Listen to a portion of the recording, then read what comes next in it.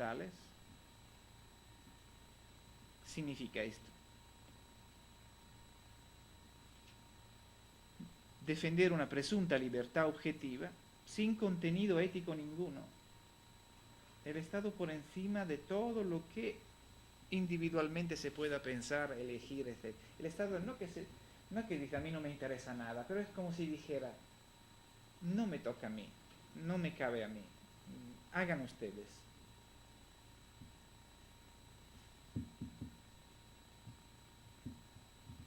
La categoría liberal, inventada por otra parte por españoles, como saben ustedes, porque este adjetivo de origen latino, como veíamos ayer, sin embargo, ha entrado en el argot político durante la época de las Cortes de Cádiz, 1812, 11, 12, cuando se empezó a hablar de liberal según la acepción política de la época, ¿no? Revolucionaria de la época. Experiencia que en España falleció como tantas otras sucesivamente, y falleció mal, y falleció cruelmente, porque Carlos IV y su mujer de Parma, que es de la misma ciudad de donde Elisabetta, ¿ustedes tienen presente el cuadro del Goya, la familia de Carlos IV? ¿La tienen presente? Esos que están todo de pie. Bueno, Carlos IV no es feo, desde luego ella es horrenda, pero es muy, no sé, yo creo que Goya lo haría adrede en pintarlo, pero haría pintarlos feos, pero no se daban cuenta esta gente, o era tan genial que, bueno, pero esto no tiene nada que ver con lo que decíamos. El hijo de ese matrimonio, que ahí aparece, porque es un niñito muy simpático por otra parte en ese retrato, Fernando VII, pues montaría una represión ferocísima y a uno de los jefes, a Riego, lo mandaría a la horca sentado en una cesta como un animal. Eso en Madrid. De ahí que luego Riego se convertiría en un mártir de los liberales españoles, y con motivo. Peor que ese padre fue la hija, Isabel II.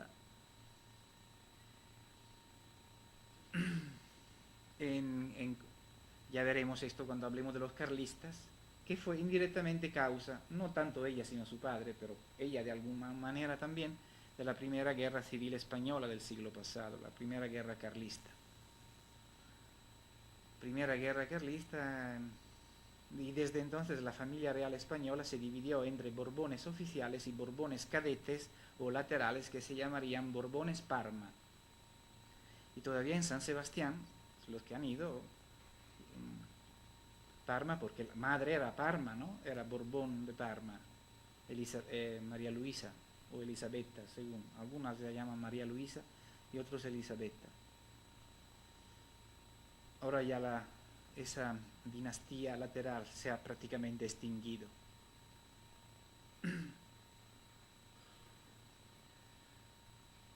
Los Borbones eran una dinastía que estaba en 4 ciudades europeas: París, Madrid, Nápoles y Parma.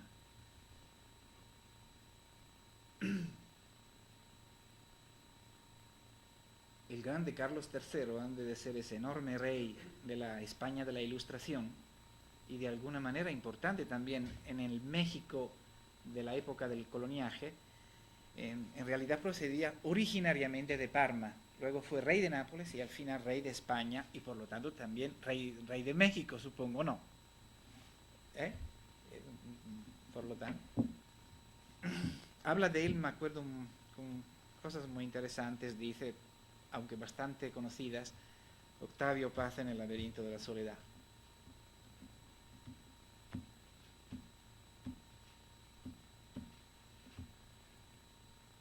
La categoría liberal, inventada por españoles de alma grande, no supo elevar el ánimo de la nación, porque un politiqueo ruin acabó con ella.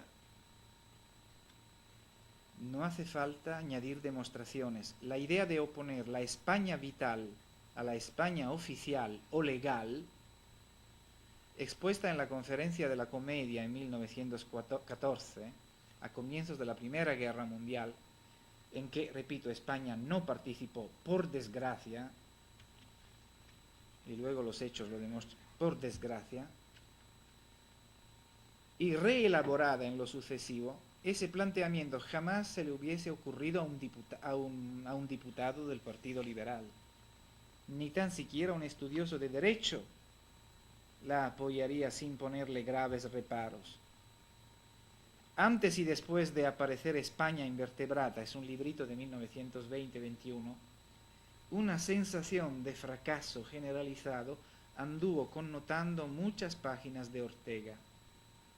Cito: el montón de detritos históricos sigue sin organizarse en nación. 10-221. Y si en una madrugada de vientos se atrevió a notar que no el orden público, palabras suyas, sino la libertad individual es para nosotros lo primero y lo último en política,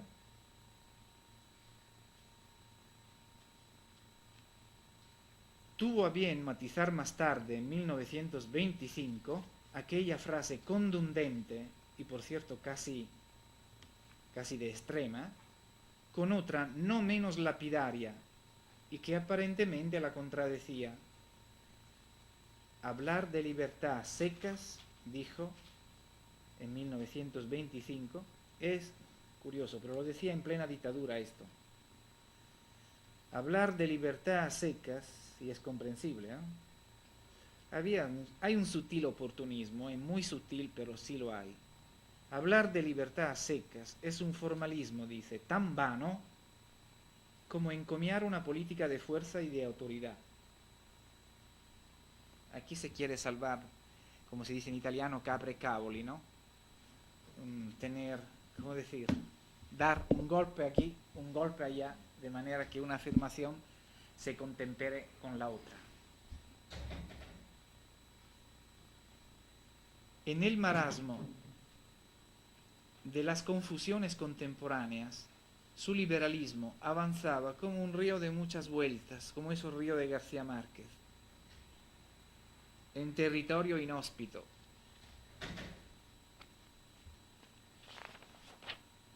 Menguaron propósitos firmes de resolver problemas apremiantes y concretos.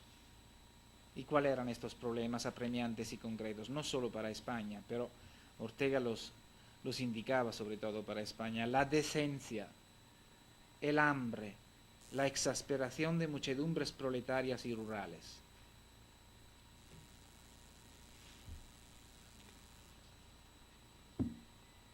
Cuentos de nunca acabar. Menéndez y Pelayo era un fogoso polemista. Sí, Menéndez y Pelayo, pienso que algunos conozcan este nombre, ¿no?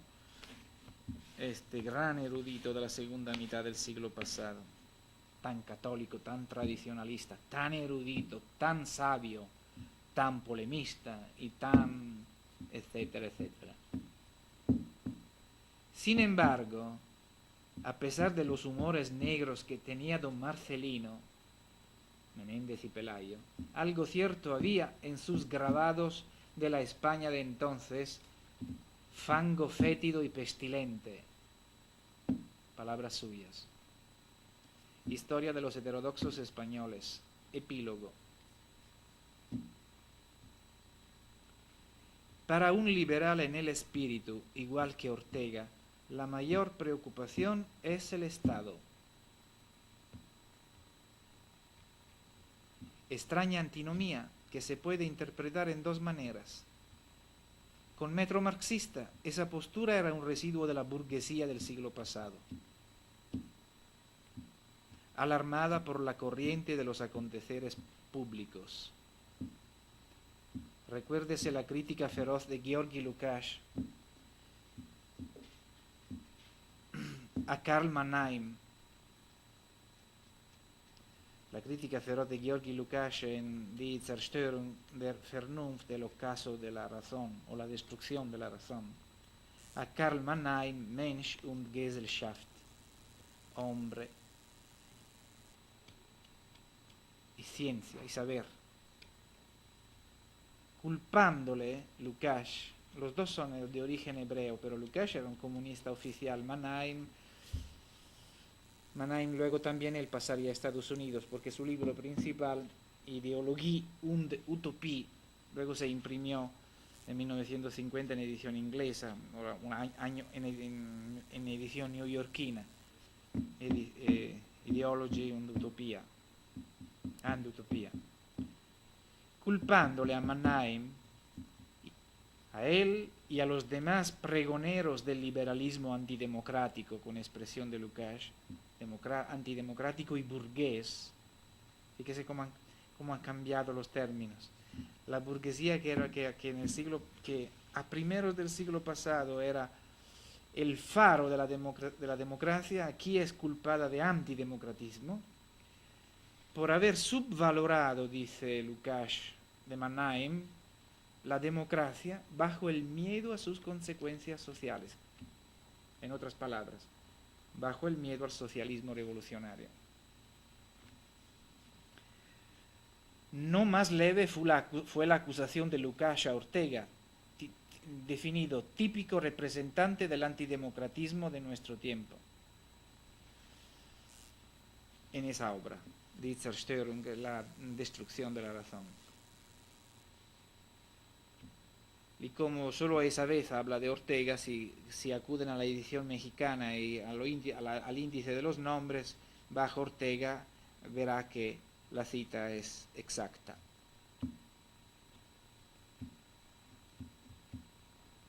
En efecto,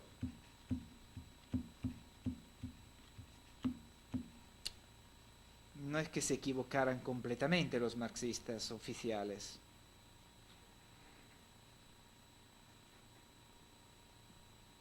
En efecto, uno puede suponerlo así, mientras lee palabras de Ortega como estas. La violencia consiste en que el Estado constituido o la organización revolucionaria atente a lo privado, subrayo yo, del individuo, es decir, a su vida, a su libertad corporal, a su hacienda, a su honor.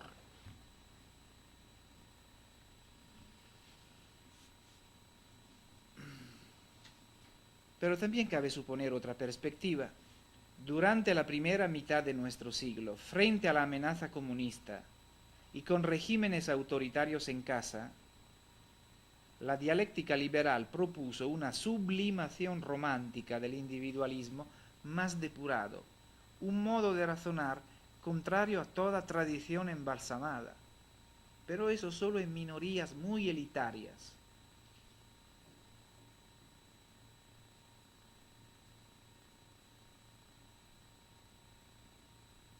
Evocando tonos diversos y en algunas coyunturas realmente muy ásperos, Ortega subordinó casi siempre el Estado, es decir, el sistema de las instituciones, a la idea de nación, a la idea romántica de nación, decimonónica de nación.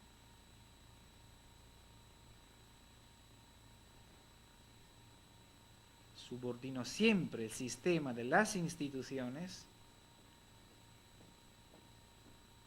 a la de pueblo.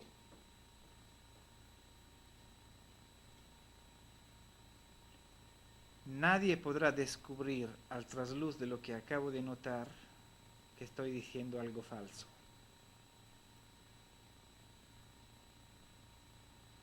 Por otra parte, en un escrito muy interesante titulado Mirabeau o el político de 1927, 3630, dijo el autor: el gran político ve siempre los problemas de Estado a través y en función de problemas nacionales.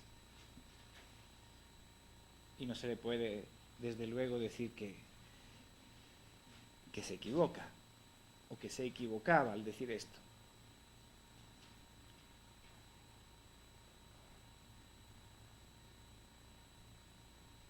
En 1929, próxima a acabar la fase de la dictadura, en antevíspera de la República, Ortega avisaba que tienen ahora los grupos liberales, y principalmente los más sinceros, necesidad ineludible de realizar una amplia labor nacional.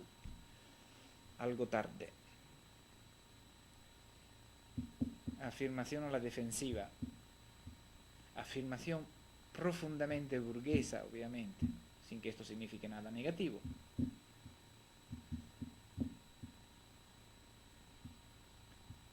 Aún no había él perfilado a fondo su bestseller sociológico, La revolución de las masas, y ya argumentaba con maestría que un Estado es perfecto cuando queda al margen de la persona, aunque no de la justicia, aunque no del buen gobierno. ¿Qué más pruebas quieren para ver lo liberal que era este autor? ¿Fueron actitudes burguesas? Sí. O por lo menos acaso daban esa impresión. Ahora no vamos a poner el grito en el cielo. Primero porque aquí nadie es un fariseo comunista o un comunista fariseo. Seguramente fueron otra cosa a la vez. Nosotros somos simplemente hermeneutas, como están viendo. No estamos beatificando a Ortega. Cuando el momento y conforme a las capacidades de nuestra inteligencia crítica nos damos cuenta, le reconocemos sus enormes méritos. Cuando nos parece que se está engañando, lo decimos. Cuando se equivoca, según nuestro modesto criterio, también lo decimos, pero siempre con voluntad de comprenderle, de metérnoslo dentro.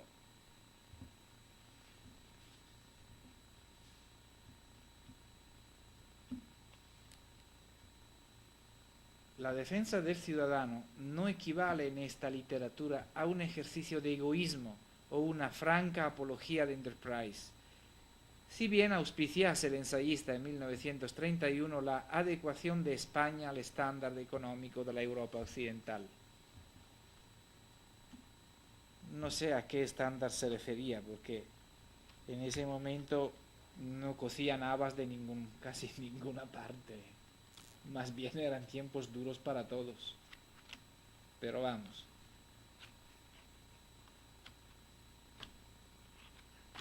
Sí, seguramente había una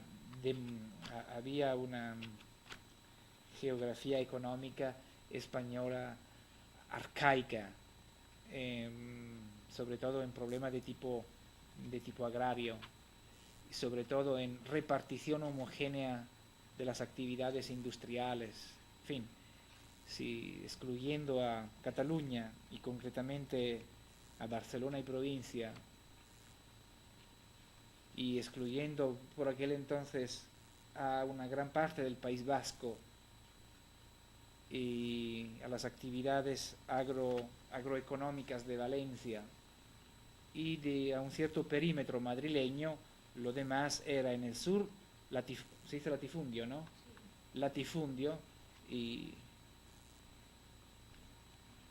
en gran parte del país lacras sociales muy amplias.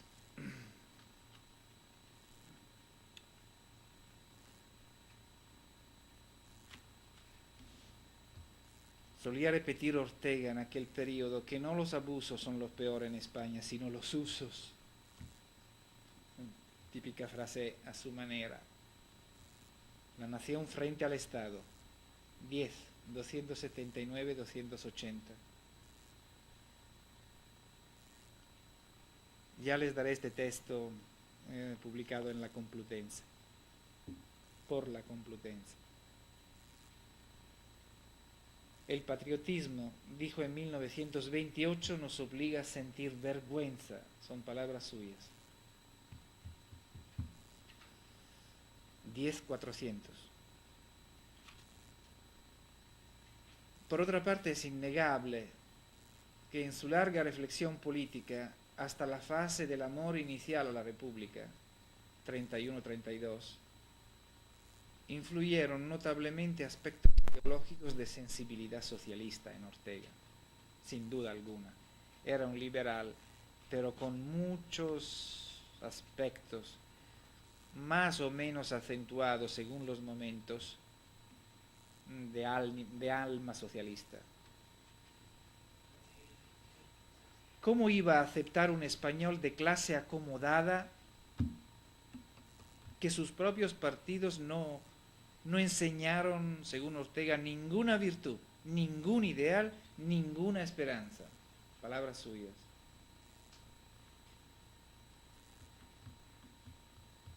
Georg Simmel había conceptuado a comienzos del siglo una proporción inversa entre el aumento de cultura material, fundada en posesión de cosas, y el descenso de férvida cultura personal. Fíjense ustedes.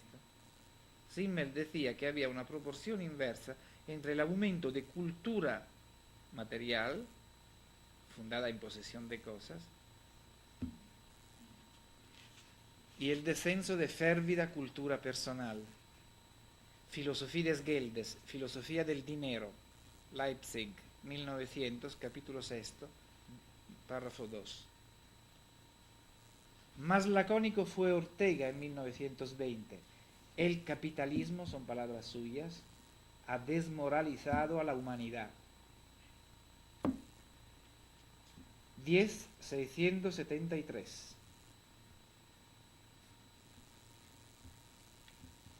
Poco importa la ligera corrección que luego agregaría esta frase. Esa frase ahí está y se lee. ¿De verdad le era posible a un empresario catalán o de Bilbao, a un comerciante de Madrid compartir ese criterio, al fin y al cabo tan paradójico para ellos? El liberalismo mental del autor resulta completamente absurdo si lo atribuimos a la índole monetaria de la burguesía capitalista. Si no excavamos túneles en la hondura del vocablo liberalismo.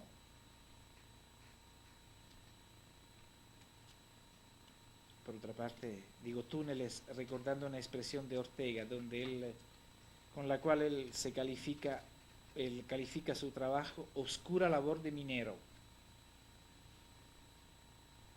Lo dice en La rebelión de las masas, en el prólogo. Un hermeneuta ha de tener buena memoria si quiere seguir siendo honrado, pues inteligencia es honradez. Y si en algunos momentos decimos de Ortega que nos parece así y en otros decimos que nos parece asá, es porque en unos momentos nos parece así y en otros momentos él mismo se nos aparenta asá. No es culpa nuestra, culpa por así decirlo, si cambiamos enfoque. Es el mismo que se nos presenta en enfoques distintos. ¿O quieren ustedes un fósil?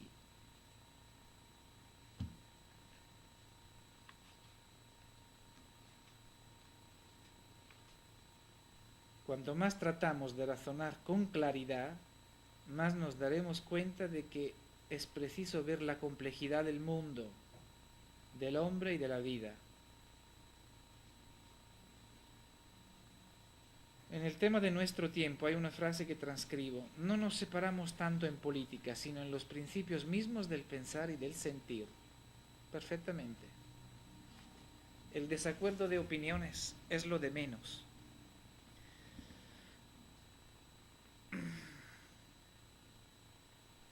La frase se lee en 352.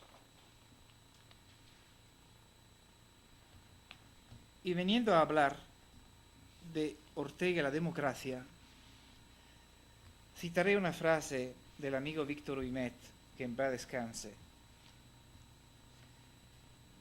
En un estudio que apareció la primera vez en lengua italiana en la revista Mondo Operaio, Mundo Obrero, Víctor Huimet decía, la frase dice así, no sé, probablemente él la escribió en inglés o en francés porque estaba en Montreal, o en español, no lo sé, porque las tres lenguas la dominaba muy bien, pero como la revista se publica en lengua italiana, la leo e la traduzco. Se a Ortega la democrazia non sembrava inevitabile, gli sembrava però la soluzione più razionale fra quelle che si offrivano. Naturalmente che sì. Si a Ortega la democracia no le parecía algo inevitable, sí le parecía la solución más racional entre las que se les ofrecía.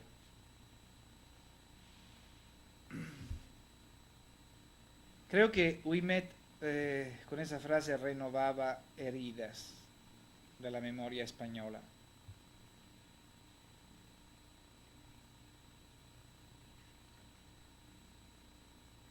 Desdenes, bellaquería de unos pocos, vilezas de muchedumbre. Lo que estaba en los bajos fondos de la nación española en años 40 y 50. Antes Ortega los espolvoreó desde joven. Pero ¿cómo los espolvoreó? Ahí está el problema. Por ejemplo, decía en Problemas Nacionales y la Juventud, cuando él todavía era joven, decía, la masa pueblo no ha vivido vida política histórica en nuestro país.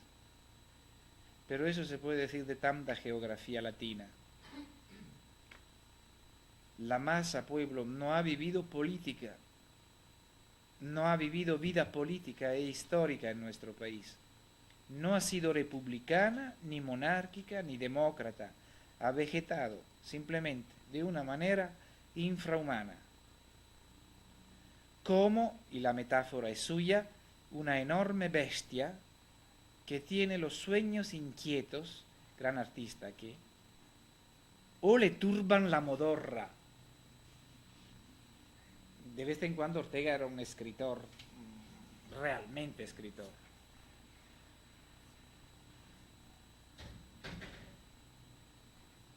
Iban corriendo años, gobiernos, tumultos, represiones, sangre. Democracia de lucha y de esperanza.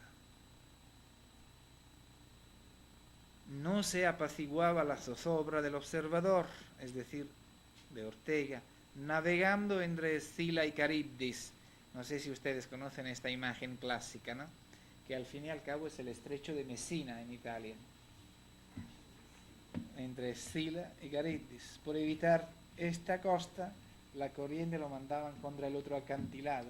¿Y quién quería evitar este acantilado? Corría el riesgo de, ¿no?, navegando, tratando de no chocar.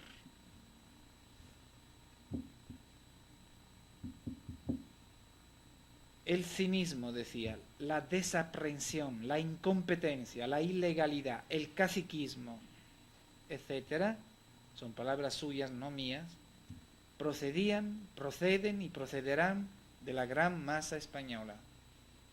Es un poco la tesis de Indro Montanelli en época reciente en Italia, que los gobiernos que roban corresponden, no son sí son la desgracia de los países que gobiernan, pero son los que esos pueblos se merecen.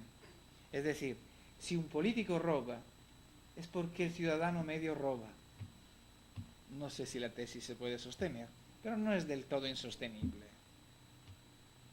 Es decir, cuando al vértice, ¿cómo se dice al vértice? Cuando en el vértice ocurren ciertos fenómenos, es porque toda la pirámide los conoce. El problema está si el resto de las pirámides los practica porque ve que lo hace el vértice o al revés. No es un problema tan secundario. Esta indirectamente es la tesis de Ortega aquí. Dice, el cinismo, la desaprensión, la incompetencia, la ilegalidad, el caciquismo, no dice corrupción, como ustedes ven en ese momento, proceden y procederán de la gran masa española. Lo dijo en el otoño inmóvil de 1923. Inmóvil porque en ese periodo ya el directorio funcionaba.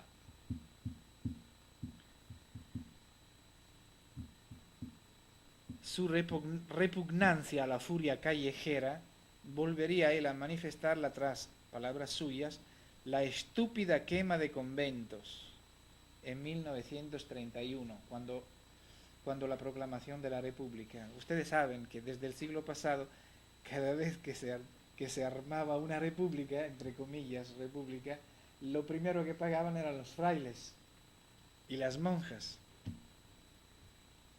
En 1936, esto lo veremos muy pronto, en el mes de agosto de 1936, entre frailes, curas y monjas, en la España republicana, murieron a millares.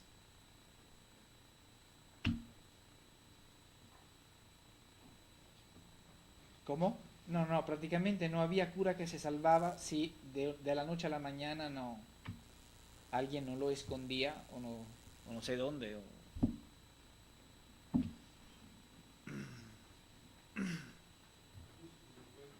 ¿Cómo?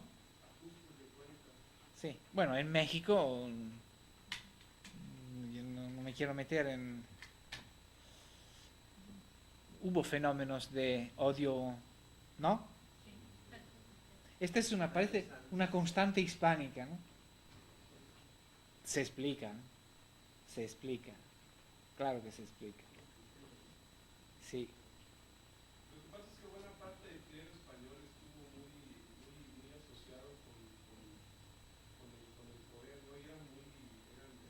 Eran chivatos y denunciaban a la gente No, que estaban metidos en organizaciones. son tradiciones seculares de compresión que cuando la válvula estalla, hay una compresión secular, obviamente. Si no, no se explica. Por ejemplo, esos fenómenos en Italia nunca se han dado. Por ejemplo, esto de matar curas e incendiar iglesias, se dieron a fenómenos muy esporádicos en Sicilia, que por otra parte, de todas las regiones italianas, es desde el punto de vista arquitectónico al menos la más española, seguramente desde el punto de vista arquitectónico. A pesar de que los españoles en Italia estuvieron en Milán más tiempo, porque de Milán se fueron en 1713, o sea, en época relativamente, y sin embargo apenas hay restos, no se perciben restos de España. Fortísimos en cambio en Nápoles y en Sicilia.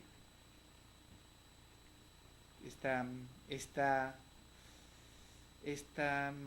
España, la cultura española que es siempre muy caracterizante, donde quiera que el español es muy caracterizante, en mi opinión, mucho más que la francesa. Pero no en el norte. Y no se olvide que la Inquisición en Milán nunca hubo. Nunca hubo Inquisición. Y curioso, no porque los españoles no quisieran ponerla, sino porque propios arzobispos milaneses se opusieron.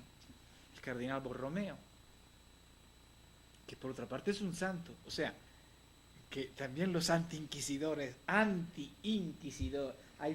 hay también santos anti-inquisidores dentro del catolicismo, ¿no? Todo es tan complejo y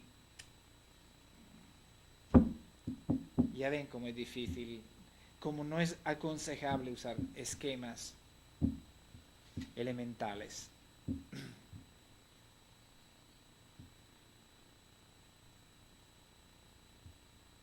Mientras un estudiante acaba de hacerme una tesis sobre esto, mientras hubo mucho autos de fe en Sicilia durante el siglo XVII.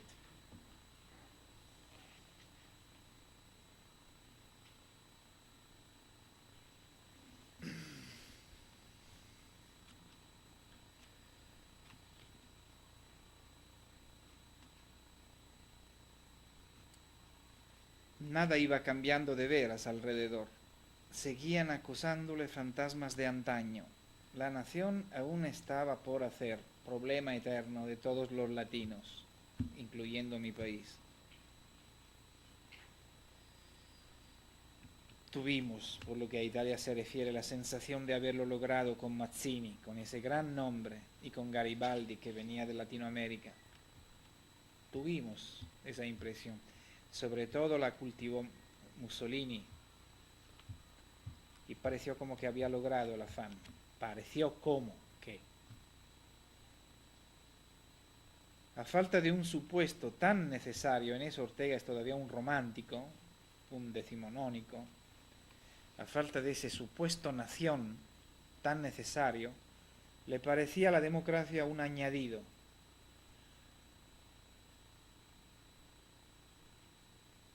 La democracia no es el pueblo. Dijo a comienzos de años 30, en las Cortes Constituyentes. Es el Estado del pueblo y no el pueblo del Estado. Es el Estado del pueblo la democracia y no el pueblo del Estado. Qué fórmula tan discutible de una burguesía progresista, seguramente antirrevolucionaria esta fórmula.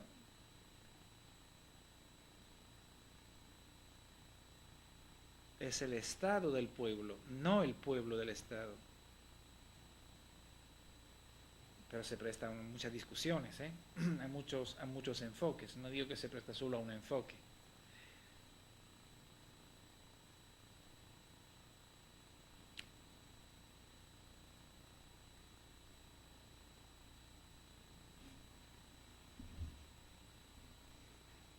Que el vocabulario orteguiano obliga a usar unos conceptos problemáticos, además.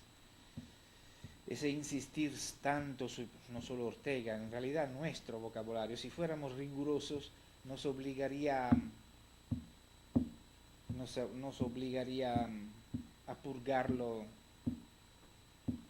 democracia, masas, minorías. Son palabras que no guardan idéntico sentido, siempre, ni siquiera igual dignidad. En la concepción burguesa del Estado, en la del marxismo clásico, en la cristiano-católica, oficial o heterodoxa, en el capitalismo occidental.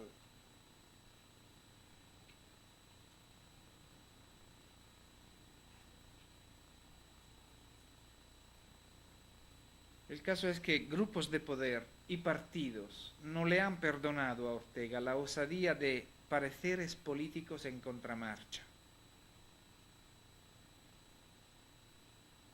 ni la garra persuasiva con que los formulaba. Por ejemplo, fue casi una blasfemia la que yo cité el otro día, la que pronunció en 1949 ante el público universitario que acudió a una conferencia suya en Berlín.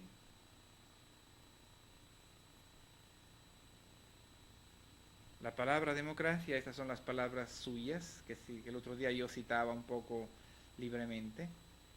La palabra democracia era inspiradora y respetable cuando aún era siquiera como idea, como significación, algo relativamente controlable. Pero después de Yalta, esta palabra se ha vuelto ramera, porque fue pronunciada y suscrita allí por hombres que le daban sentidos diferentes, más aún, contradictorios. La democracia de uno era la antidemocracia de los otros dos, pero tampoco estos dos coincidían suficientemente en su sentido. Luego, con gesto muy español y como remate, hundió una estocada. ¿Y cuál es? Esto es muy torero. Si los políticos actuales, que son ciegos de nacimiento, creen lo contrario de lo que he dicho, pese sobre ello la responsabilidad del fracaso. Eso es una torre, podía incluso evitarlo. Todo esto se lee, esta cita y la anterior, en 9-249-50. Sí, ahora me corto. Ante esa tarjeta de visita y otras más antiguas en la cartera de su currículum, no ha de extrañarnos demasiado la malevolencia explícita o disimulada que ha continuado rodeando largos años a Ortega. Un ejemplo excelente de esta tendencia a la malevolencia es lo que apuntó Max Horkheimer en Kritische Theorie, Teoría Crítica, Frankfurt, 1968, donde Ortega es definido o queda definido enemigo de las masas y también cabeza de una asociación de antropólogos filosóficos y otros autonomistas. cabeza de una asociación de antropólogos filosóficos y otros autonomistas. La definición no es falsa. Falso sería conjeturar que tedio a la masa es lo equivalente a tedio a la democracia. O prueba cierta de un supuesto desinterés orteguiano a la colectividad política. Sobre equívocos antidemocráticos han crecido interpretaciones aproximativas. Termino. ¿Y nosotros qué vamos a comentar? Por supuesto que de haber sido él un ideólogo subordinado a la estructura comunista, por ejemplo, lo mismo que Lukács, o un filósofo de la utopía marxiana como Ernest Bloch, jamás hubiera declarado nada semejante.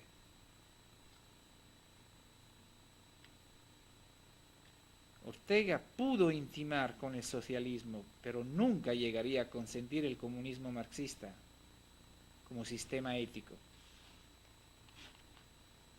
o como técnica de asalto al Estado liberal. Leninismo.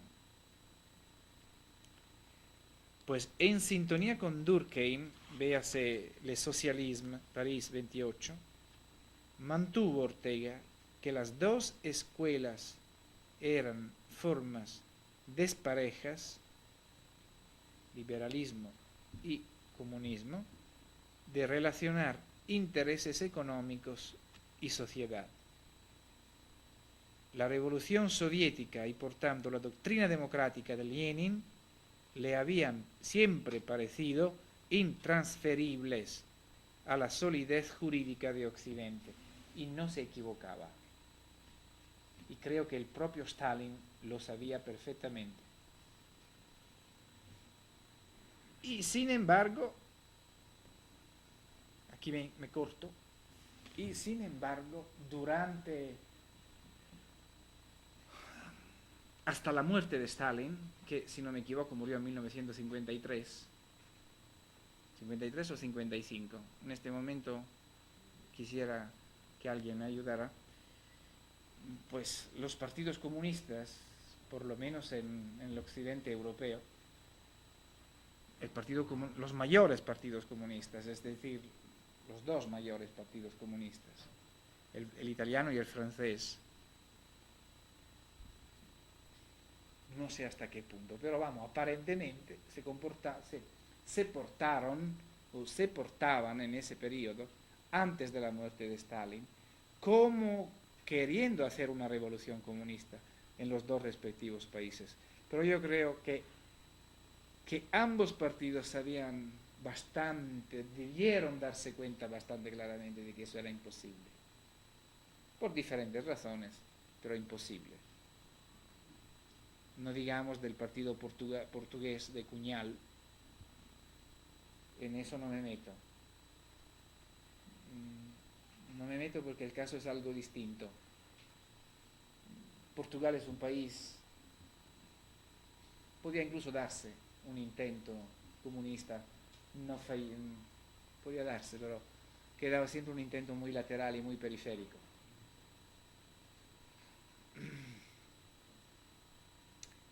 Y no sé si era viable. Supongo que no. Por múltiples razones el comunismo no era concretamente exportable. Luego vino la historia de las vías nacionales al comunismo. No sé si a ustedes esta expresión les suena, ¿no? O eurocomunismos. Cuando cada país parecía como que actuaba una estrategia suya particular, que efectivamente la hubo en Italia. ¿Y en qué consistió? En el asalto a las universidades, en el asalto a la industria editorial, muy astutamente. Y por eso el Partido Comunista en Italia, ahora postcomunista, ha tenido y tiene un grandísimo poder, fundado en el control de la industria cultural, de las universidades y de la magistratura. Bastante. Había bastante como para realizarla una revolución. El orden judicial.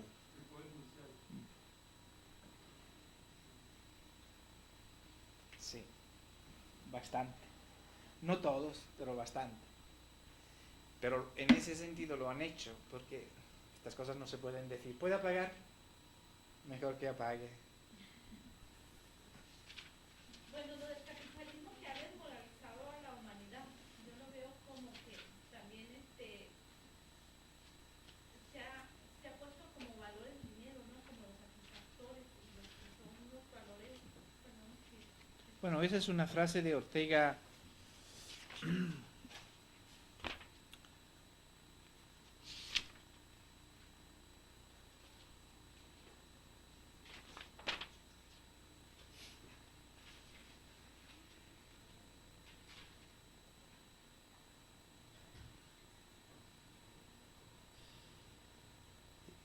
Es una frase de Ortega de finales de años 20 y comienzos de años 30.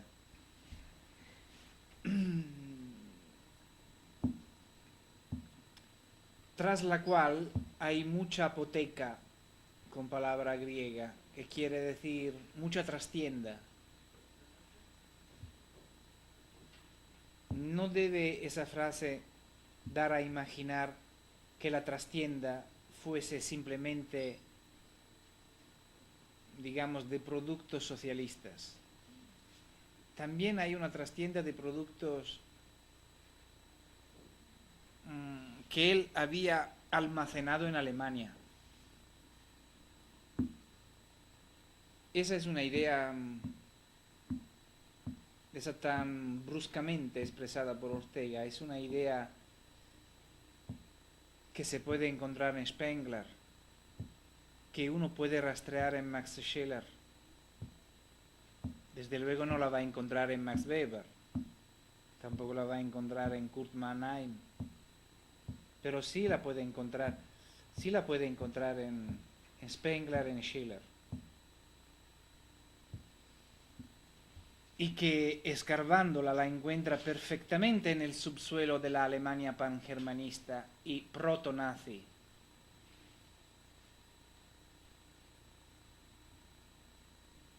Eso ya lo veremos.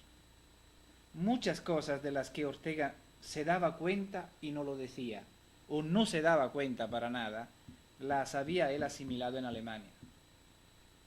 Esos 4 años que grosso modo él pasó en Marburg, como era un elemento Ortega muy asimilativo, muy esponjoso, ¿se puede decir así? Muchas cosas asimiló, cuya procedencia él nunca lo dijo, pero que sí era de procedencia germana,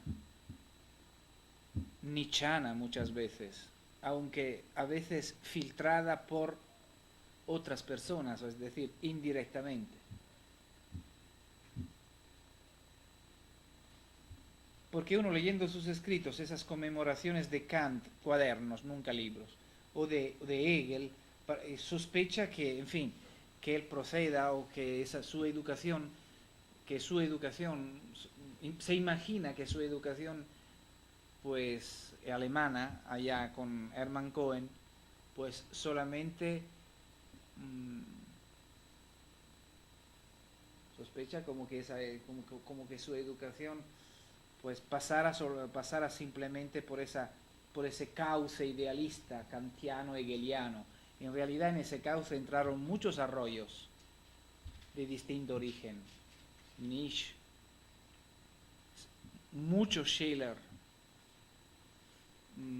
Spengler, cuyo El ocaso de Occidente él publicó en Revista de Occidente, y es un tomazo muy grande.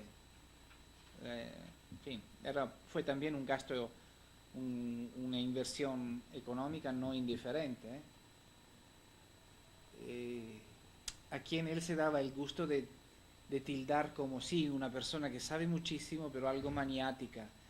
Sí, habrá sido algo maniática, pero ¿cuántas cosas le ha enseñado que él no dice? Porque el don de Ortega era de ser muy receptivo, muy esponjoso, muy asimilador. Miguel, esto no puede dar consecuencia a la desmoralización, como también dice Ortega, de los bárbaros ilustrados. como quiera que le planteara la modernidad, para él la modernidad era desmoralización, era envilecimiento, era tristeza. Ya la considerara en perspectiva fascista, ya la considerara en perspectiva comunista, ya la considerara en perspectiva capitalista. Poco a poco él se vino recluyendo en una especie de palacio hermético. O bien andaba en el desierto. Vos clamantis in deserto. ¿Verdad, Alfredo Lima? Alfredo, vos clamantis in deserto. ¿En qué evangelio se lee? No, en Juan no. Que todo no se lee en Juan. Creo que se lee en Mateo, ¿no? El Bautista, ¿no? Voz de quien grita en el desierto. Eso fue él. Pero eso es el destino de todos los intelectuales, ¿eh? Grandes. Excepto los que crean, y ya cada vez menos posible, excepto de los que crearon las premisas de una organización política. No solo en la izquierda, también en la derecha. Mussolini, por ejemplo, era un excelente intelectual, dotado también de genio práctico. Pero conforme institucionalizó su Estado, cada vez menos intelectual era. Pero en origen, y que esos años fueron impregnados de socialismo, lo dice el propio hecho que Mussolini procedía del socialismo de izquierda, además. El fascismo nace, el nacionalsocialismo, socialismo nacional. Fascismo era un Estado sindicalista en origen, corporativo.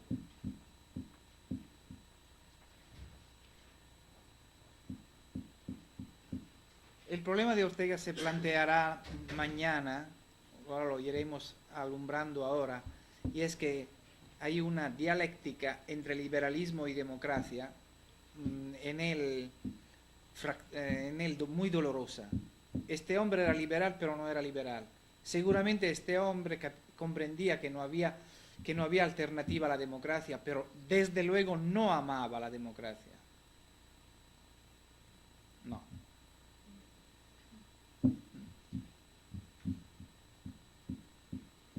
Pero no quiero repetirme. ¿Qué decías, Jaime? Bueno, yo tengo 3 preguntas que quisiera. Hombre, 3. ¿Vas a plantear una biblioteca ahora? Veamos. Veamos. Si quieres que te las enumere o... Sí, es mejor que la contestemos rápidamente porque si no quitamos luego espacio. Pero tú dime una a la vez, no las 3, que las puedo olvidar. Dime una cada. Bueno, ¿por qué Ortega era un liberal socialista? ¿Por qué era un liberal socialista? ¿Y por qué te extraña? ¿Por qué haces esa pregunta? Yo quiero comprender, antes de contestar, que por qué me pones esa pregunta. Bueno, Probablemente me la pones porque la expresión te sorprende. sí, ¿Por qué te sorprende? es que mis conocimientos sobre lo que es el socialismo y las situaciones de políticas no son verdaderamente mi fuerte. Eso ya lo veo. Me cuesta mucho trabajo Pero entender los términos técnicos que manejas en tus discursos.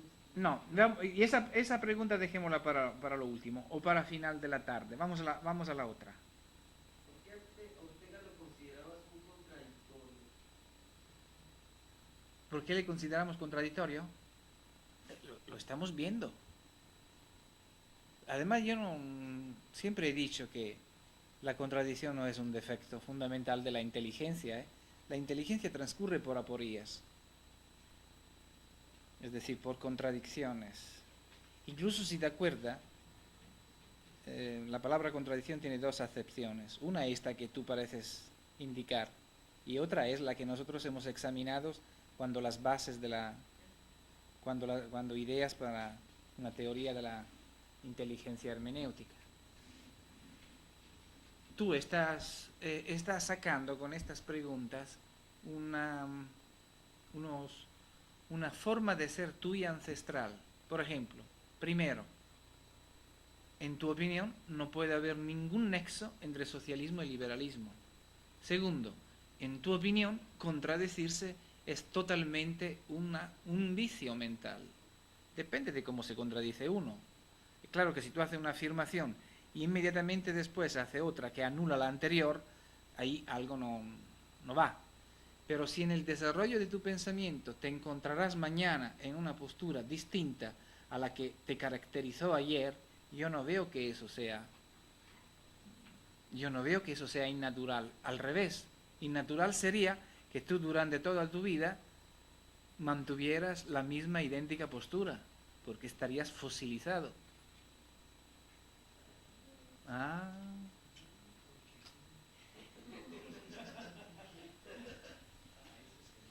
¿Y la tercera? Y la segunda sería... No, esa era la segunda, chico. sí, digo, la tercera ¿La tercera? sería, me llamó la atención, ¿por qué del liberalismo lo secunda de alguna manera el romanticismo? Ah, Porque será que el liberalismo de alguna manera me pongo a pensar, su ideal es un estado romántico tú no haga mucho incienso con las palabras, ¿eh? ¿Qué quiere decir un estado romántico? Perdón, explícate. No, para ser intelectuales hay que ser rigurosos. bueno, es que eso fue lo que yo, lo que tú dijiste. No, yo no dije eso. Yo no pude decir eso. Si no, lo vamos a controlar. Yo no pude decir eso. Si me extraña mucho que tú lo digas, ¿cómo lo iba a decir yo? No, yo no dije eso. Yo dije eso sí, otra cosa. Entiéndeme bien, Jaime. Que podemos plantear, si queremos, si nos los proponemos, el liberalismo como un fenómeno de la mentalidad romántica o del romanticismo. Eso sí que lo he dicho. Pero no he hablado de estado romántico. No significa nada estado romántico. A menos que tú no entiendas estado como situación tuya personal. Pero si entiendes la palabra estado en su concepto, en su acepción jurídico-política, estado romántico no significa nada. Ni lo ha habido jamás. ¿Que por qué hay ese nexo entre liberalismo y romanticismo? Pues es evidente. Fíjate, empezamos por lo superficial, por lo epidérmico. Todos los movimientos todos los movimientos de lucha nacional en contra de opresores nacionales externos,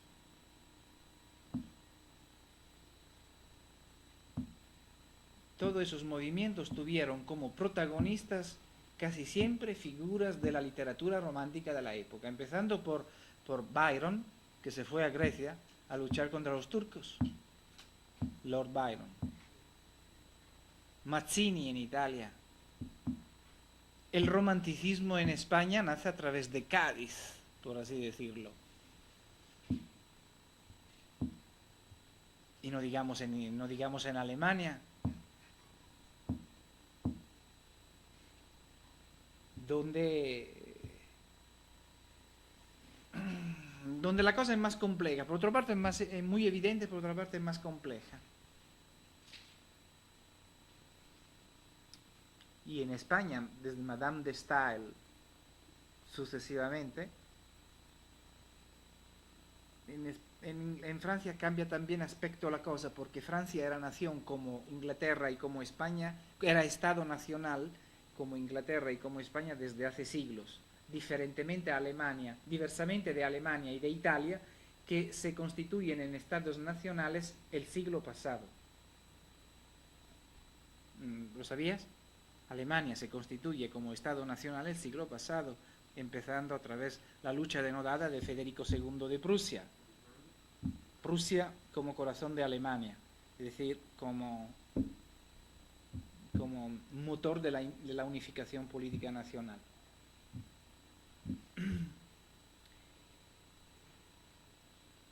Porque otra razón muy profunda es esta otra.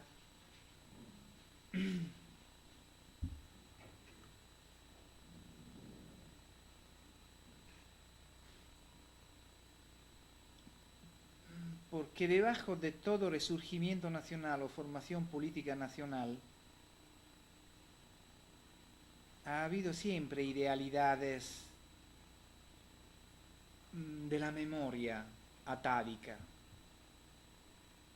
una especie siempre de regreso a los símbolos originarios del pueblo, nación.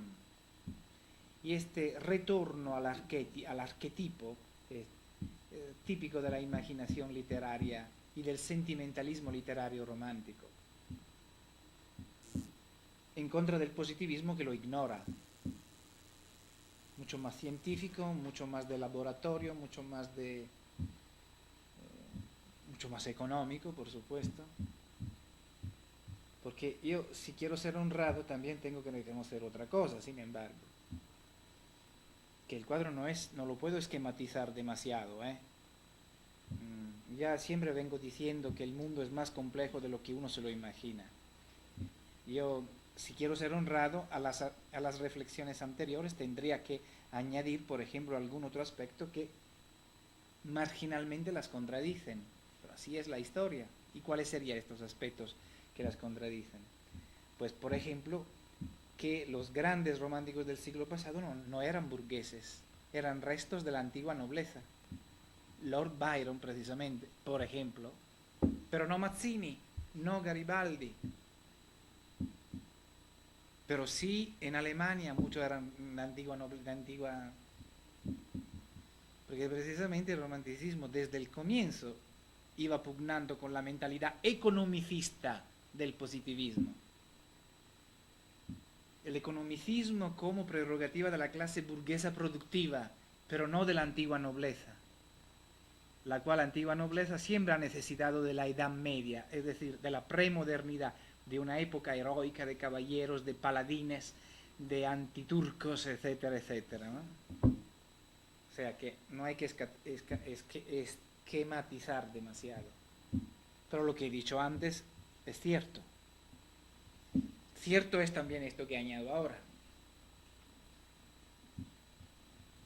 Y contestando muy rápidamente a la primera de tus tres preguntas, ¿por qué liberalismo socialista? Ortega no fue el único en advertirlo así. Porque a primeros de este siglo, pues mucha gente creía efectivamente que la sociedad se iba hacia modelos socialistas. En todas partes. Lo que pasa es que se entendía diversamente el socialismo, de forma utópica, anárquica, luego marxista, y entre esas distintas formas o modos de interpretarlo hubo luchas sangrientas y mortales.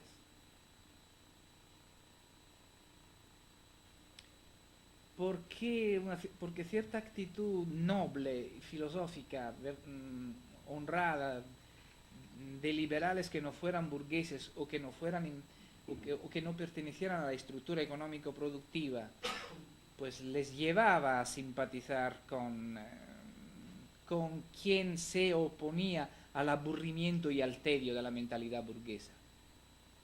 Y de alguna manera con las masas obreras, con los líderes de las masas obreras, que normalmente eran inteligencias muy férvidas,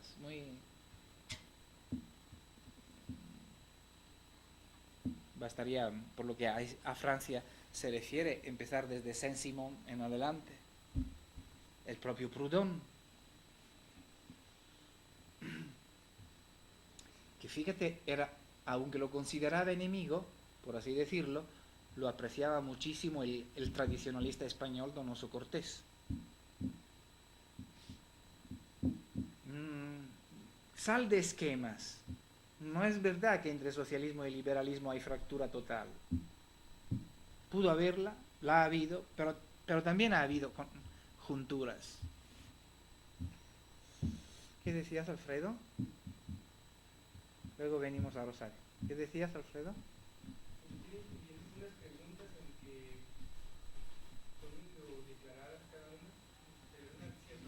No me pongas, no me arrincones, ¿eh? ¿Cómo se dice cuando un boxeador... ¿Cómo se dice? No me acoses, ¿eh? Veamos. Cuando trato de identificar quién es Ortega y Gasset,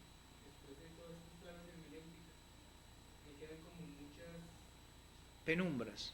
pero también muchas luces, ¿no? Al Bueno, mismo tiempo. Entonces, me parece que la manera más gráfica para mí de tratar de comprender a Gasset es justamente como un hermeneuta, como alguien que siente la historia según la cita que hay no, en a Ortega, no, no diga Cassette porque con Ortega Ortega y Gasset. se casó con una italiana. Mira, y Sí, después, pero el cura, perdona que bromee un poquito, le pregunté al hijo de Ortega, que es el presidente del país, digo, quíteme una curiosidad, ¿por qué su apellido evidentemente, su apellido materno está mal escrito, digo, porque lo escribe Spotorno? Sí, fue un cura que, que no lo registró en acta mal, dobló la T, porque cerca de Génova hay una localidad que se llama Spotorno, pero su apellido viene con Spotorno. La mujer era italiana, pero que vivía en España. Cerramos el paréntesis. No Gasset, Ortega. Ortega y Gasset. O simplemente Ortega, si quiere. Bueno, Ortega, para seguir nada más al padre. Sí. Entonces Ortega sería justamente yo lo comprendería más como un hermeneuta si aceptamos esto de que hacer hermenéutica es sentir la historia. Y esto porque, Muy bueno, muy interesante eso. porque Consentir la historia. Yo añadiría el prefijo. justo lo que ayer Sí. desde esa misma cita. Entonces, porque no es, tiene una distancia de alguien que hace un ejercicio sociológico en sentido estricto, tampoco es filósofo como alguien que hace epistemología de la más alta alcurnia, Ah, pero tampoco es no solo es filósofo el epistemólogo, ¿eh? no, claro, pero pensando la filosofía como es, Ah, bueno. pero tampoco es un ensayista de la política ni un estadista, ¿no? Ensayista de la política, ¿por qué no? Porque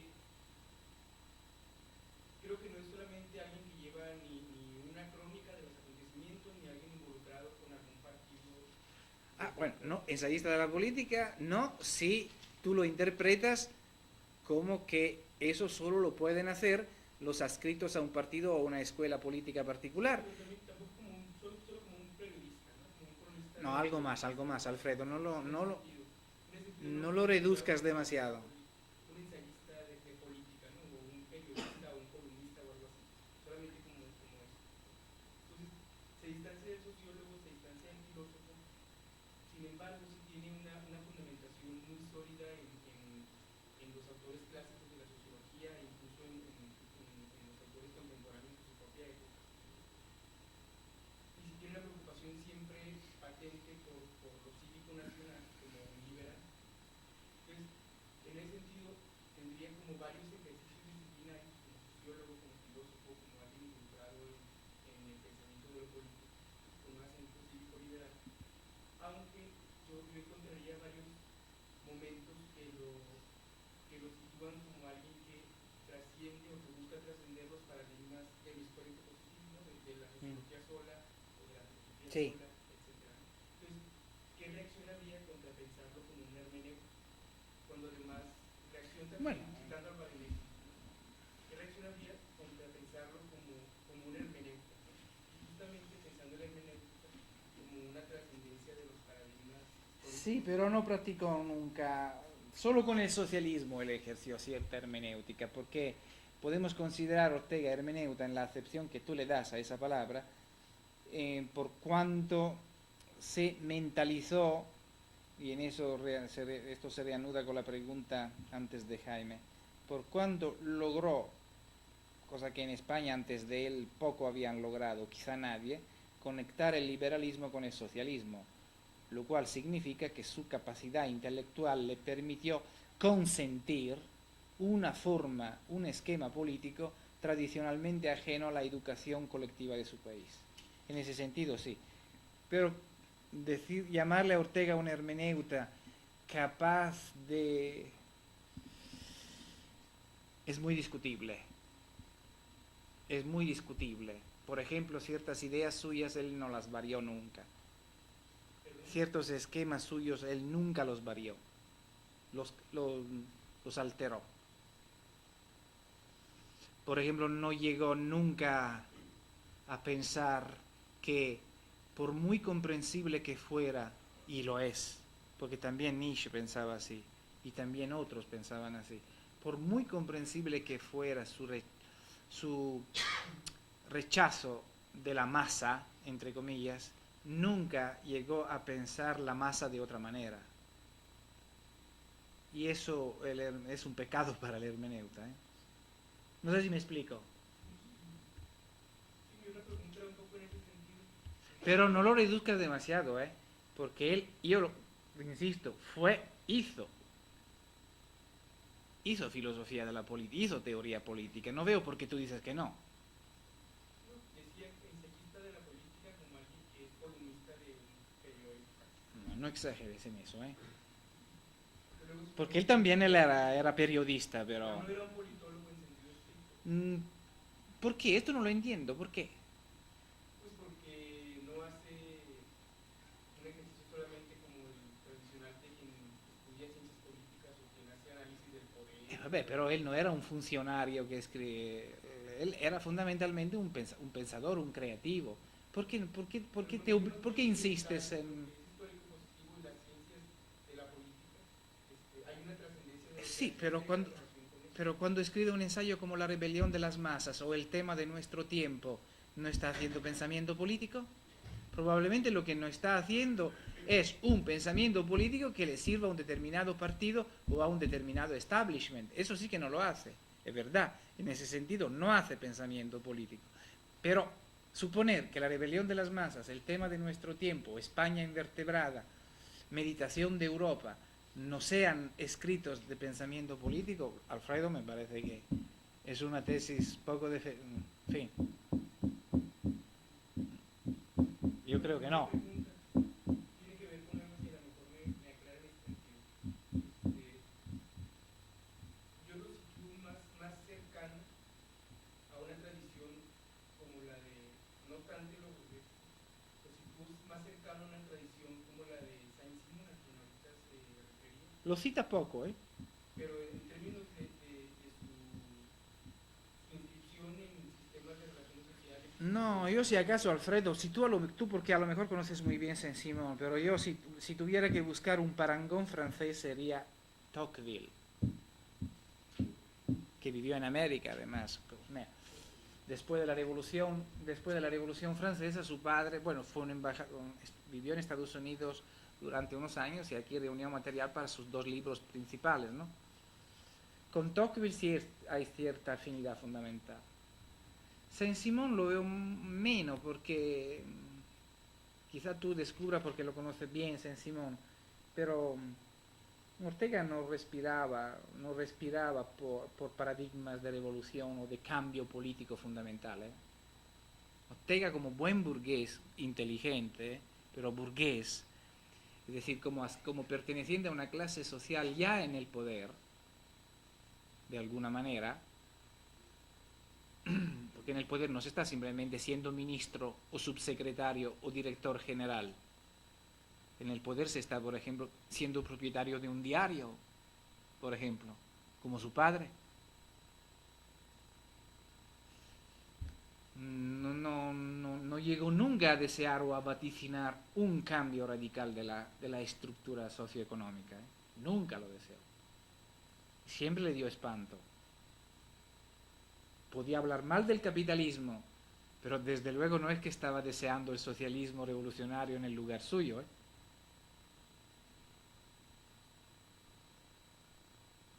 Ortega no se presta no se presta a manipulaciones excesivas. Lo único que se puede decir de él, y creo que tú estarás de acuerdo, es que fue fundamentalmente un burgués. Esto no es ningún desprecio ni menosprecio. Un burgués inteligente, contradictorio, perplejo. Ciertas contradicciones propias él no las reconocía o no las veía, que lo trataron mal. El ensayismo de izquierda lo ha tratado bastante mal, e incluso durante la España franquista la oposición estudiantil al régimen no quería oír hablar de Ortega. Ortega en España se ha vuelto a leer desde hace pocos años, en serio.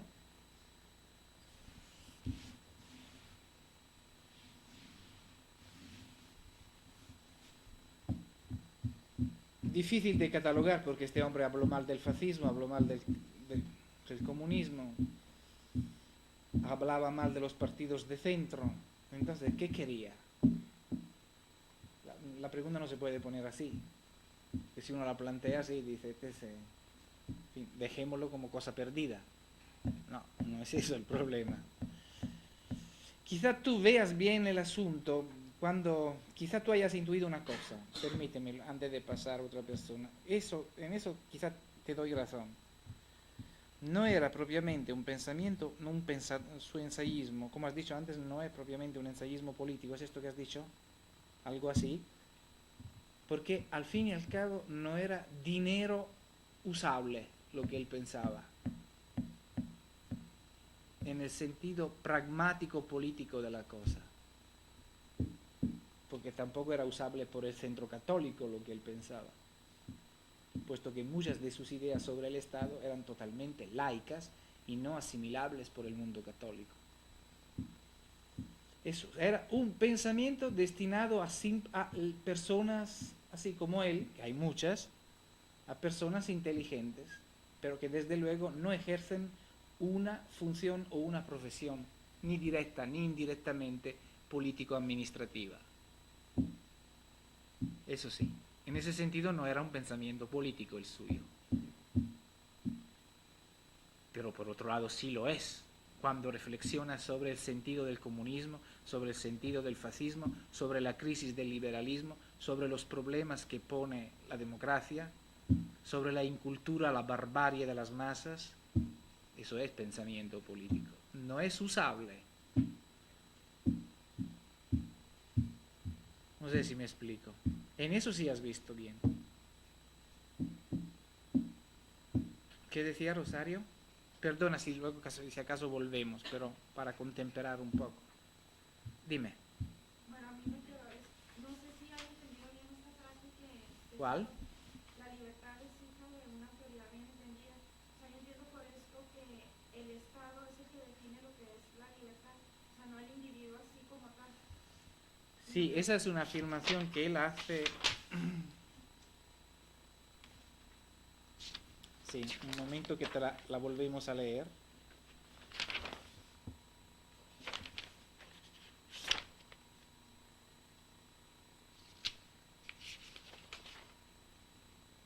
Sí.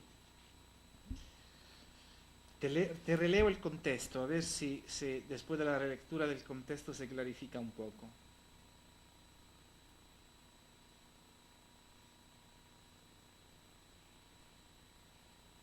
El texto mío decía, si en una madrugada de vientos se atrevió a notar que no, y empieza la cita, que no el orden público, sino la libertad individual es para nosotros lo primero y lo último en política. 4.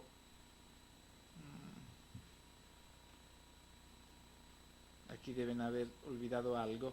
De todos modos se lee también en Obras Completas 10, 596. Si dijo eso, es decir, si subrayó primariamente la libertad individual, también dijo algunos años después, en 1925, lo que tú antes citabas. Hablar de libertad a secas es un formalismo tan vano como encomiar una política de fuerza y de autoridad. Era esto, ¿no? Esto. Hablar de libertad y vale no significa nada. Como no significa nada, dice él, hablar de fuerza y vale. Y de autoridad y vale. Entonces, por ejemplo, no sé, como veíamos ayer, ¿no? Que primero es la sociedad y luego el individuo. Entonces, la sociedad es la que le daría contenido a la libertad individual. ¿No? Sí. Y yo, como individuo, pues no puedo definir. Claro, porque naturalmente eso Ortega no te lo acepta, no te lo aceptaría. Ese es el postulado fundamental de la teoría libertaria o anarquista. Tú no puedes. Pero de hecho no se puede. No, ni la praxis política del sistema capitalista te lo permite. No te lo permitía el ancien régime, ni te permite esto el actual sistema. ¿Y eso no lo acepta Ortega? No, Ortega no puede aceptar que tú como individuo, que tú como te antepongas es su educación hegeliana, que tú como individuo anteponga tu comportamiento a las leyes, pero sí le exige al Estado que respete tu conciencia. Esto es su jueguecito, ¿no? Que respete tu conciencia intelectual y moral. Eso le exige al Estado. Pero a ti no te permite proclamar tu libertad ante y en contra del Estado. Y lo que me llamó la atención, otra cosa es, bueno, lo que decía, no me estoy dando cuenta. Bueno, que el pueblo español, los pueblos latinos, lo que no se sienten bien, lo que citaba Ortega, ¿no? Que no viven, o que viven sin conciencia política. Pues. No, eso él hablaba de España, ¿eh? Bueno, por ejemplo, esta afirmación no se puede hacer extensiva a todo el mundo, o sea, Bueno, yo en eso no me meto, eso lo debe razonar tú. Desde luego parece una constante de las civilizaciones latinas, que esto es uno de los grandes misterios históricos. ¿Cómo pudo ser que la romanidad antigua, que fundó su imperio, su fuerza, que duró casi 1000 años, no 100 años, casi 1000 años, debido a una poderosa estructura jurídico-política, como era la Roma antigua? ¿Cómo es posible que a esa latinidad antigua corresponda una latinidad post-antigua, por así decirlo, moderna, sobre todo, políticamente tan fracturada, tan frantumada, tan endeble respecto a la anglosajonidad? Es uno de los grandes problemas históricos, en mi opinión, en que se reflexiona poco. ¿Cómo es posible esa metamorfosis tan extrema de la romanidad como estructura sólida a la latinidad como fragmentaria, ¿cómo se dice? Moderna.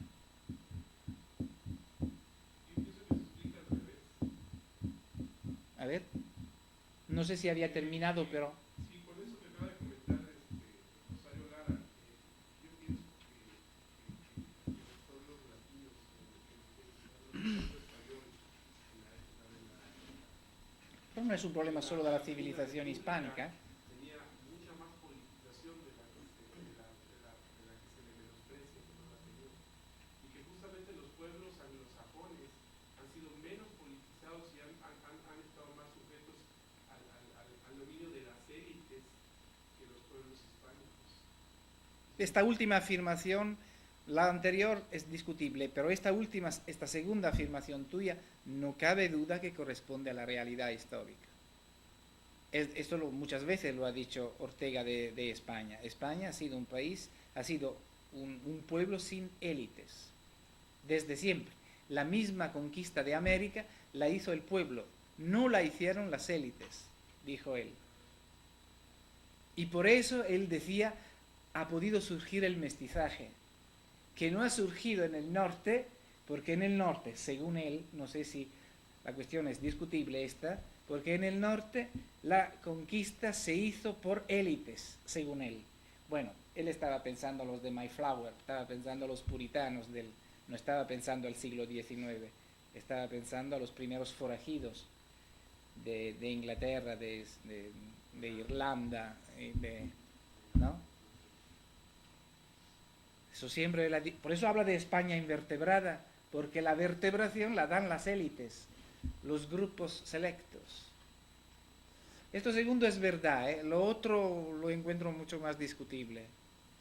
Queda el misterio, sin embargo. No sé, ya que, puesto que el filtro entre romanidad antigua y latinidad moderna lo da el catolicismo, lo ha dado el cristianismo, ¿o no? Lo ha dado el catolicismo, porque no se puede decir el cristianismo, porque el cristianismo es común también al mundo anglosajón.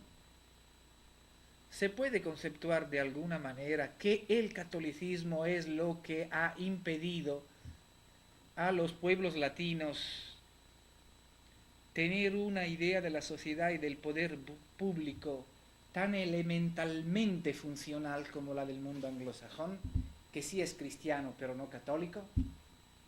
Ahí está, en mi opinión, el núcleo bueno, esto de alguna manera nos relaciona con Max Weber y con otros sociólogos de las religiones, ¿no? Pero lo veíamos ayer, nuestra concepción del mundo como latino y católicos por tradición, quierase o no, por educación, por cultura, aunque los presentes puedan decir algunos que no son católicos, pero eso es secundario, eso es un problema personal.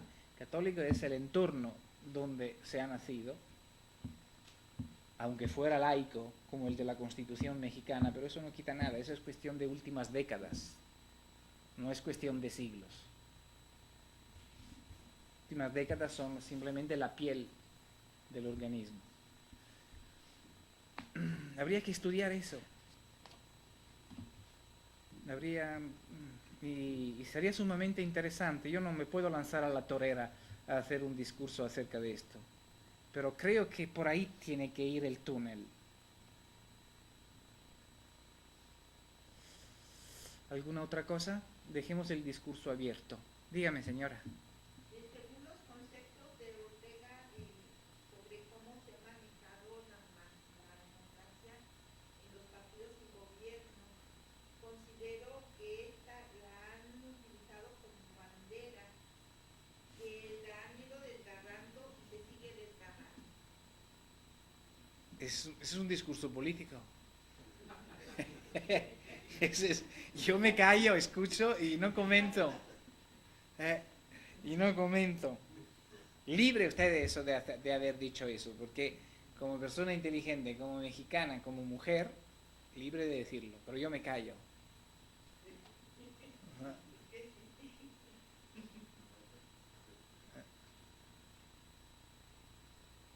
¿Qué dice? Marta no estaba. ¿Qué dices? Tiene un frío horrendo. ¿Qué dice? Más frío que tú tiene Elsa.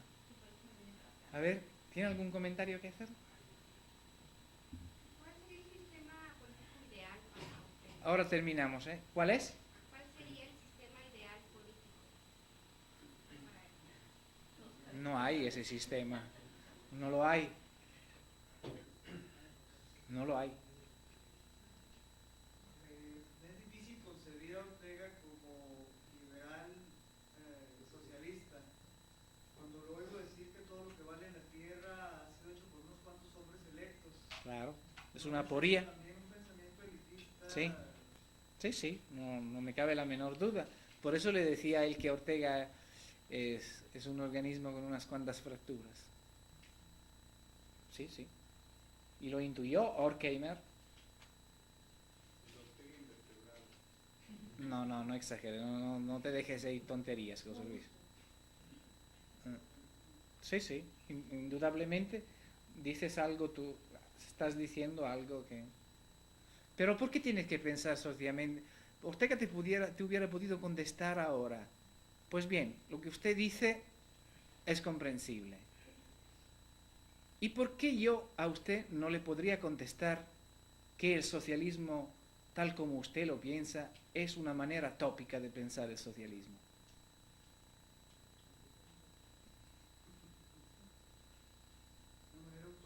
No utópica, tópica. Tópica, es decir, habitual. Sí, tópica viene de topos, que topos en griego significa lugar. Por lo tanto, tópico es lo típico de un lugar. Luego, el sentido del lugar común. ¿No se dice lugar común?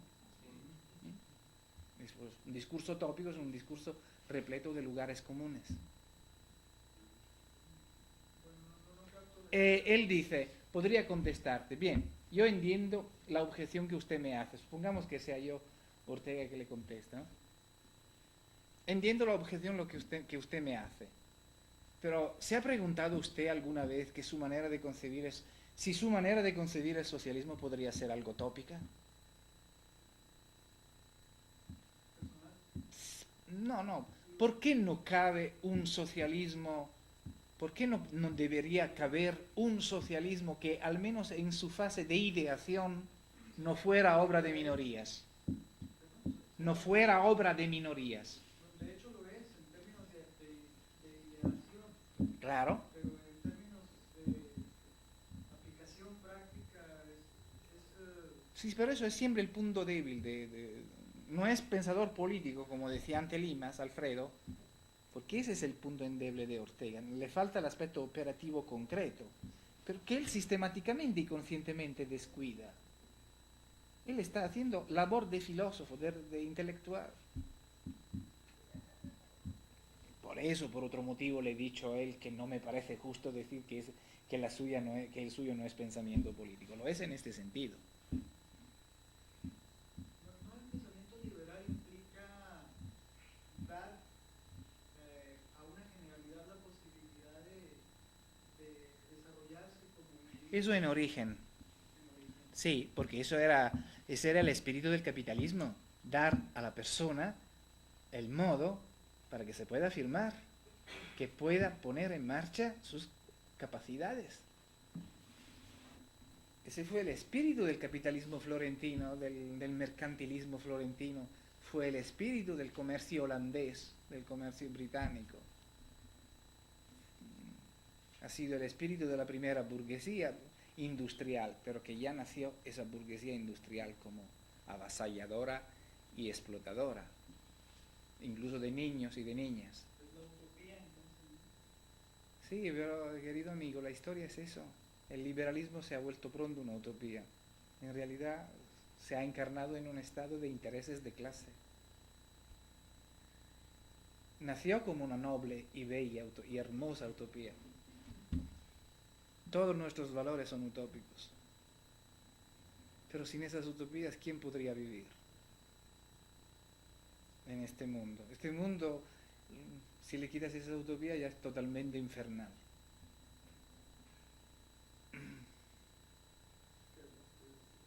¿Hay alguna otra cosa?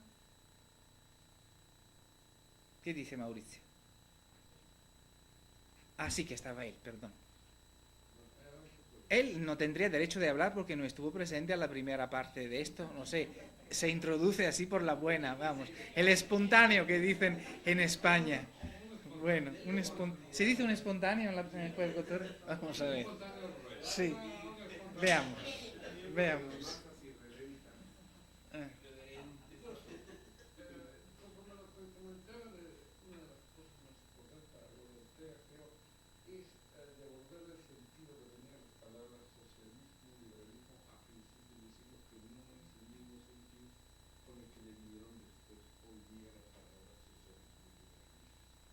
Hoy no existe siquiera socialismo, ni existe liberalismo, hoy existe liberismo, que es algo distinto al liberalismo. Sí. Es decir, si lo que subsistió con más fuerza con estos días fue un socialismo que tenía un fuerte componente igualitario, a principios del siglo había varios socialismos que de manera muy gradual iban desde un fuerte componente igualitario hasta verdaderamente socialismos que eran elitistas. O socialismo muy introducido en el sistema capitalista, la SPD en Alemania. Se pasa del anarquismo catalán a la SPD germana. Sí. Entonces, sí, quizá esa es otra clave, otra puerta, otro filtro germano. Ese hablar de socialismo o de liberalismo socialista, quizá no sea lo mismo que decir socialismo liberal, pero vamos, era otra veta subterránea suya que le acercaba al contexto de Weber y al contexto de la izquierda moderada alemana.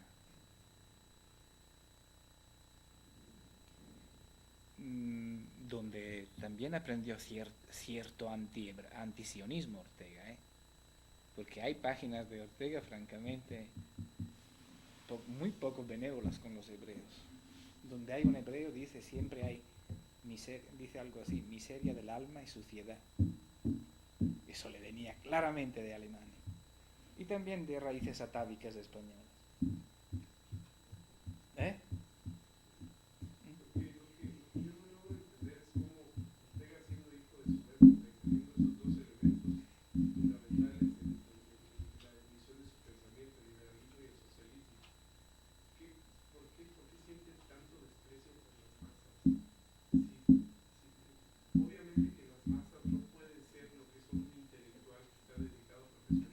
porque ve que la política funciona a través de esas masas. Eso quizás sea el odio, sea su tedio y su fastidio, porque ve que la política funciona a través de esas masas manipuladas y manipulables. Eso es lo que le fastidia. No es tanto la masa en sí, él sabe, como todo intelectual, que la masa es vulgus. Eso desde hace siglos, todo el humanismo, desde Séneca en adelante, se ha pensado que no hay nada que ver, no hay manera, no hay arreglo entre pensador, entre sapiens y vulgus. Se ha pensado. Pero resulta que ahora ese vulgus, como electorado, se dice electoral, como masa electoral, ahí está el problema. Ese vulgus que en tiempos de Roma era plebs, porquería. Démosle espectáculos de circo, démosle de comer y a ver, que se calma un poco. Pero no era problema para el principatus. Ahora sí, ahora es más electoral y por lo tanto esa hipotonía moral, mental, influye en el Estado, influye en la vida política. Ahí surge el problema. Y los cabecillas de ellas se sirven. Pues a ti no te parece, pero extráete de tu cabeza, observa esto. Sí, por eso, pero yo digo que justamente el efecto de esos intelectuales en el desprecio de las masas o del pueblo es justamente la imperfección que tiene la utopía como una idea que ya se ha puesto en marcha en la realidad. ¿Quién le da ¿Y por qué es un defecto, perdona? ¿Por qué es un defecto? Concebir la utopía, ¿por qué es un defecto? Bueno, es un defecto porque se tiene una idea que cuando se pone en la práctica experimenta transformaciones, obviamente que las tienen que experimentar, pero hay Sí, claro. que quieren reconocer que esa realidad es la que le va a hacer dar sentido a esas ideas y que tiene que haber un proceso de aproximación a esos deseos. Si no es un intelectual que está preocupado por el margen y el espacio de maniobra que tiene el pueblo para darle sentido a esas ideas, pues entonces no sirve para nada tampoco sus ideas. Yo tengo esa idea. Perfectamente, muy comprensible tu discurso, comprensible en línea de máxima. Yo como hermeneuta tengo que hacerme a tu planteamiento a ver hasta qué punto yo lo puedo compartir, y en varios aspectos lo comparto, en otros no. ¿Dónde no lo comparto? No diga que bueno, porque eso es un comentario que no significa nada. ¿Qué bueno? ¿Qué quiere decir que bueno? No significa nada. ¿Qué bueno qué? ¿Qué bueno que lo comparta o que no lo comparta? Ah, bueno. Yo lo había entendido de que bueno que no lo comparte. Bueno, comparto en esa actitud tuya fundamental que viene a decirnos prácticamente lo siguiente: ¿de qué sirve pensar entonces?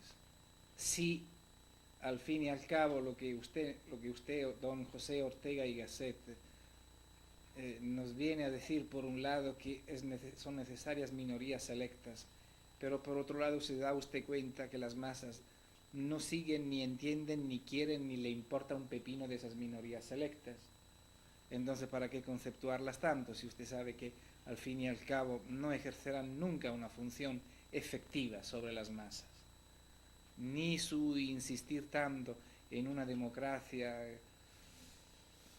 que conciba una masa distinta de la que es puede ayudarnos para algo.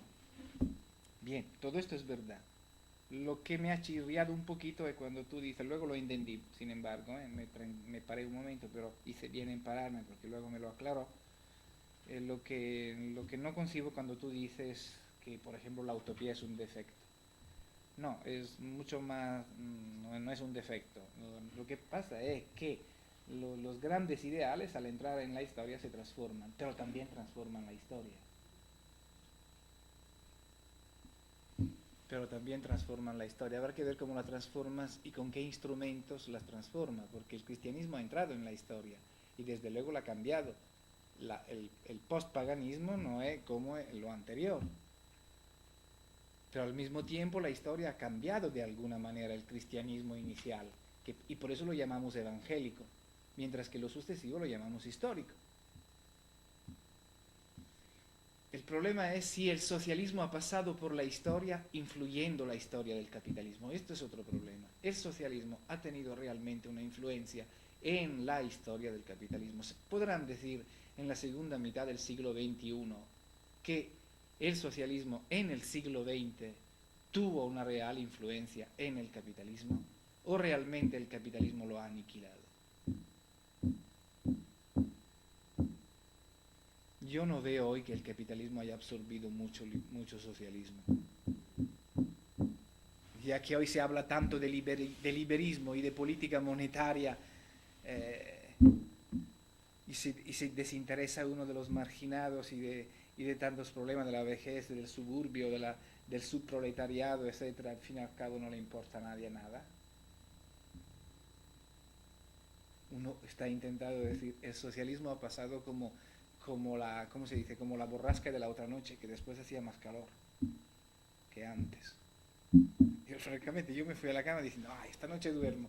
En cambio hacía más calor que antes. Sí. A ver si otros... Sí. Ya pronto nos vamos. ¿Qué horas son? ¿Qué hora es? Sí, entonces vamos terminando. Sí. Dime. Me pareció interesante lo que dijo respecto al desprecio de Ortega por la masa. Es decir, todos los autores que más se preocupan de la masa sería Ortega y Canetti. Sí. Es otro sefardita, otro judío sefardita, de origen español, probablemente catalán, Canet. Los dos también tienen un profundo desprecio por hay un cierto desprecio, pero son conscientes de que la historia ha pasado por ellos. ¿A quién te refieres? Tanto por Canetti como Ortega. Pero yo no insistiría tanto en Canetti. Canetti es sobre todo un novelista, un ensayista. Atengámonos a pensadores más propiamente, ya que Ortega nunca escribió novelas como Canetti. No confundamos el novelista, por muy genial que fuera como Canetti, con un ensayista a nivel filosófico. No buscaría confrontaciones con Canetti, no insistiría tanto con Canetti. Si acaso yo iría buscando allá, por Spengler, por otros. Sí. Entonces...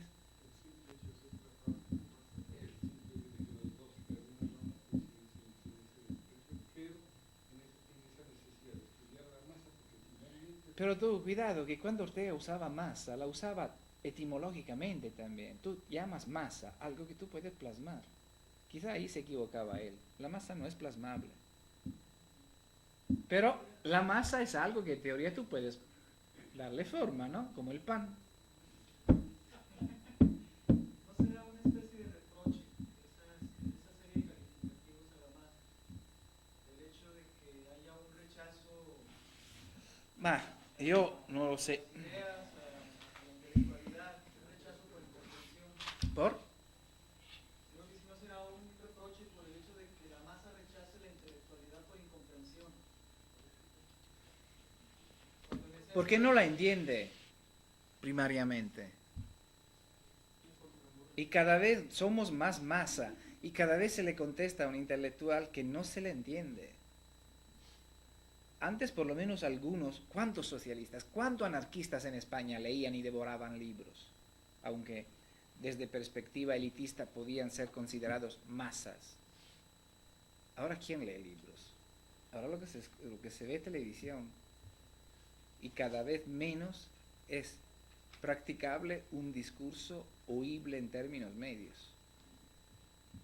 Y si esto ocurre también dentro de la universidad, pobre de nosotros,